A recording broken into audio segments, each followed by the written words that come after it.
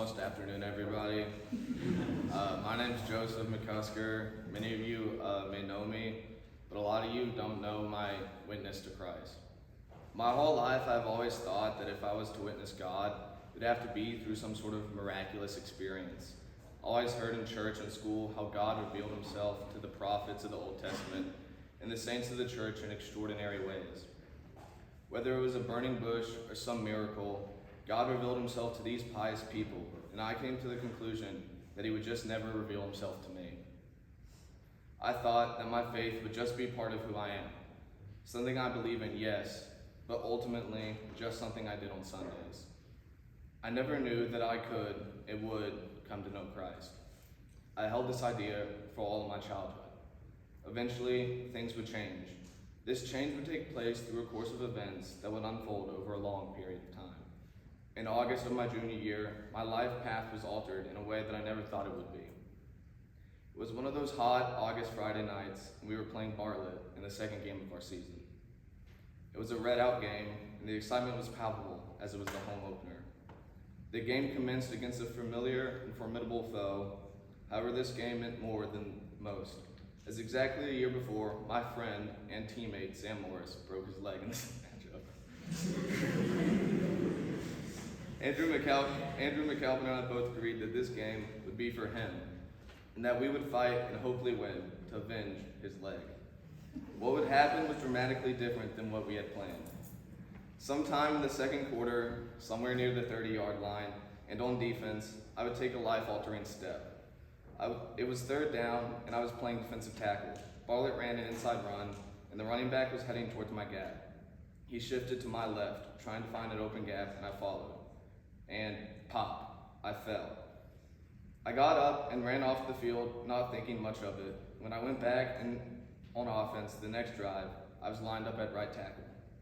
The ball was snapped, and I started blocking a pass protection.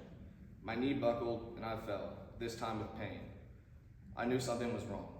As one of my teammates helped me off the field, so much was going through my mind, but having a torn ACL was not one of them. I was told the next week, at the first ever game I would sit out due to injury, that I had in fact torn my ACL. I knew what would follow would be the hardest part of it all, and on October 21st, 2021, I would have surgery. Post-surgery, I would find my life to be different.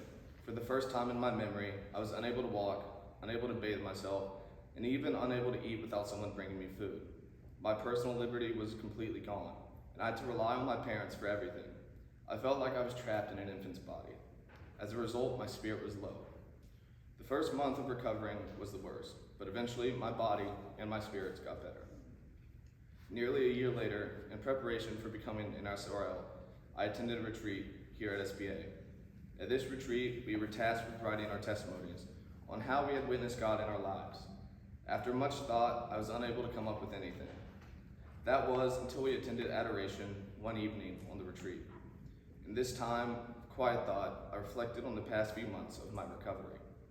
It was then that I realized it all had a meaning. I realized that in the period of suffering, I had actually witnessed God in my life for the first time.